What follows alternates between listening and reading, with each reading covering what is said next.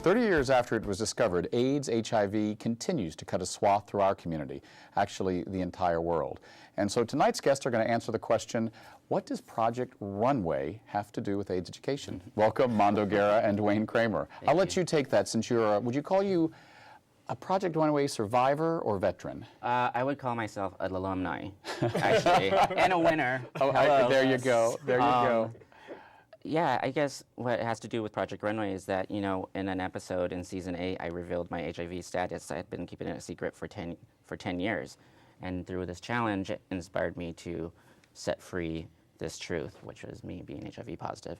And then coming off the show, I knew that it was my responsibility to continue the conversation about HIV/AIDS. So when I was approached by Merck to team up on this national HIV education campaign called iDesign, I said yes, and it's been amazing to have this responsibility and hear so many different stories from so many different people all over the country.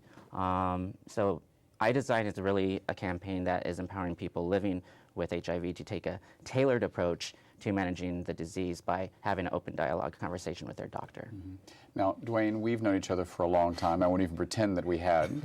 And you know, I've always referred to you as the ageless Duane Cramer. I mean, there's got to be a picture going to hell of you somewhere up in an attic. There's a few. There's a few. Most of them you've taken. I mean, we in the community, many of us know you from your photographic work, but you've spent the last certainly 15 years of your life really as an AIDS activist. How did you come to this project?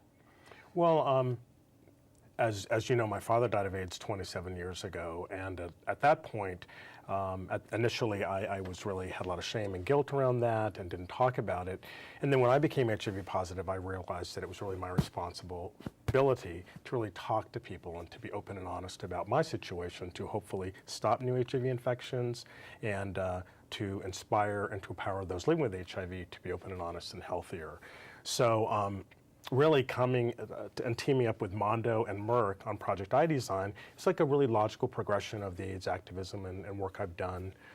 So I'm very excited to be, you know, again, working on something new and different. Now, I could be wrong, but somehow I don't think if the two of you walked into Cafe Floor at the same time, you necessarily sit down at a coffee and start chatting. So how did the two of you meet and get together? Well, through the program, you know, last year when I started up with Merck last year on the campaign, I really thought it was important to have it to be a interactive, creative kind of site where it was a very accessible information, but it wasn't like in-your-face clinical stats, facts. You know, I needed it to be information that anybody can digest. You know, it's not an issue about being HIV positive or HIV negative. It's really about going out there, accessing that information, and educating yourself. Mm-hmm. So if you visit iDesign.com, you can get all that information, you can participate. And so, yeah, this idea of creativity and sharing with the community, Mr. Cramer's a creative person, so we thought he would be a good fit. Yeah. And we invited him to join us. Yeah, I mean, you know, you've been in the trenches a long time in the fight against AIDS, HIV. What do you say now to a whole new generation of people that say, gosh, not my problem, I'm not really worried about it, you know, I'm going to go out and bareback? Yeah. Well, I think it's important because HIV, first of all, is not the only thing that they should be concerned about, but I think that a person's overall health is what's important, and taking care of yourself and taking care of others and the entire community.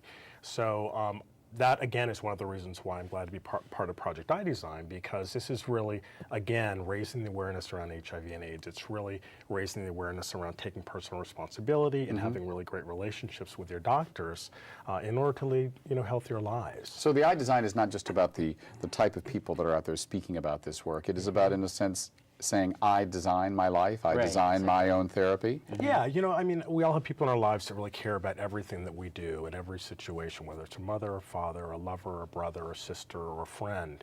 And your relationship with your doctor should be like that. I honestly believe that your doctor really does care about you and is really looking for you know, the best plan for you. So, you know, I think that the iDesign program really, with some of the tools that we just recently launched, enable, you know, the patient living with HIV to, you know, share a lot of really valuable information with their doctor so that they can come up with something through their own lens that really works for them.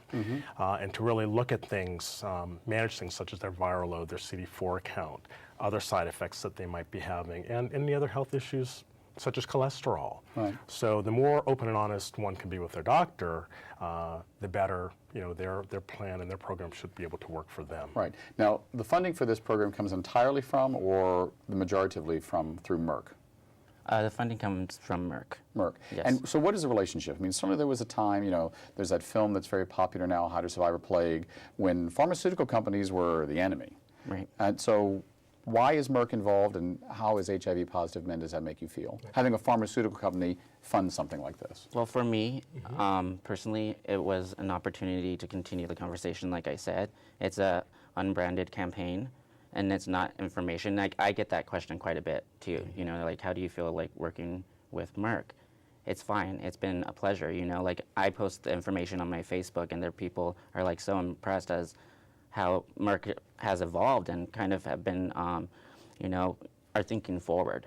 With these programs, we can prove that this isn't the bad guy. We're here to help. This is information that we all need.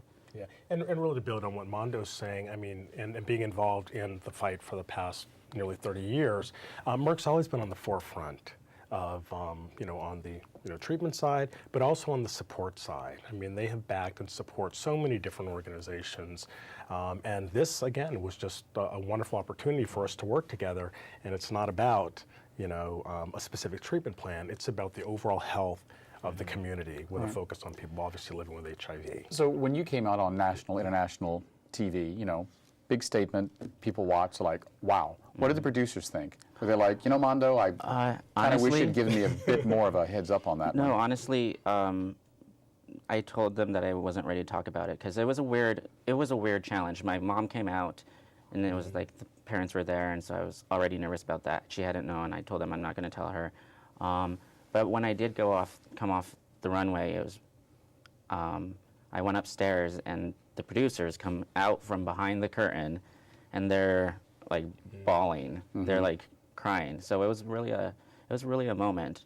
I was crying too, but in a different way because I realized that I had just let go of this secret, and I was thinking about, how am I gonna tell my parents? How long did you know before you came out and told the world? 10 years. And do you remember when you found out? Yes, I was living in New York City. I was 23 years old. And what was that like? It was scary. It was lonely. I felt very alone. I felt very ashamed. I felt very scared and lost. I felt a little lost. I didn't know where to start. Have you used those emotions in your education work? I mean, you say you felt ashamed. Oh, yeah. So when you go to someone who maybe just zero converts at a young age and they're like, oh my God, what do you say to them? Well, I think, it's really important to know yourself and understand that you have a story. And if you share your story, that's part of your journey. And that is power. That is power. You can defeat anything as long as you stay true to yourself and share honesty. I remember reading something you wrote a long time ago about, black men living on the down low and first not coming out as gay, and then certainly not coming out as being HIV positive. Has that gotten better? For a young Duane Cramer who's in his 20s now in 2013 versus in 1983, is it easier to come out as a gay HIV positive black man? I would like to think so. I think that for a number of reasons. One, obviously, there's a lot of advancements, from the White House all the way on down around same-sex marriage, equality, and a lot of different things. HIV and AIDS is something that really everyone knows about. And the great news today is that, it's manageable as a chronic illness. So I still think that every person's journey is different. And again, I think that we're in a really great position to work together to say, listen, if you're, again, open and honest and true about yourself, you're not alone. There are millions of people living with HIV. And if you open up and you talk to your doctors and you talk to your friends and family, things get better. Right.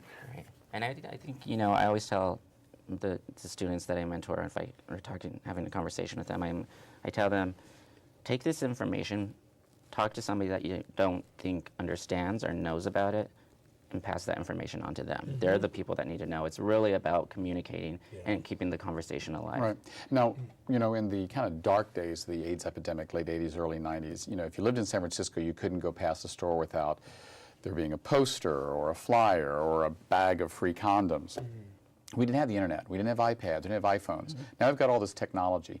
How is technology helping in general in the spread of AIDS information, and also specific to this campaign? I understand there's an app. Yeah. What's really exciting, and one of the things that just recently happened when I came on board as part of the team, we really announced some great new applications, both a desktop application called My Positive Agenda and a mobile application called My Health Matters. And this application is awesome because someone living with HIV can track the viral loads, CD4 counts, side effects, how they're feeling, their mood. Are they feeling good? Are they feeling depressed? And all that information is right at your fingertips so that you don't forget anything when you go in and you talk to your doctor. So again, it's more information, it's power. It's like a journal. Yeah. It's like a little journal. I mean, if you have 2 minutes, if you're on the subway or if you're waiting for another text to come in, take that time to write down some information. And the awesome thing about it is that you can email that information to your doctor. For me, I travel so much, it's hard for me to be at the doctor's office. I do make my appointments, but it's like sometimes she needs to know where I'm at, And I think also what we talk about is having this open dialogue with your doctor that, with my doctor, you really have to have this relationship. I talk to her not only about my healthy life, I talk to her about my emotional life, I talk to her about my physical life. It really is about having this relationship with your doctor. Right. In our last few moments, tell me what you see the project, this project doing in the next year. Well, I hope that it really inspires and empowers people to really take personal responsibility, number one, first for their own health and for the health of others in the community. And I'm really hopeful that with all these great applications and the doctor's checklist, which is downloadable, and all these other resources that they can access at projectidesign.com, that will make the world a better place and a healthier place. In our last few seconds, just some advice for a young person who's thinking now, I'm positive, I don't know how to come out. Find it in yourself to talk about it. Great. We've been speaking with Duane and Mondo about finding it within themselves to come out and help everyone who is HIV positive or not. I'm David Perry. Thanks for watching. We'll see you next week on 10%.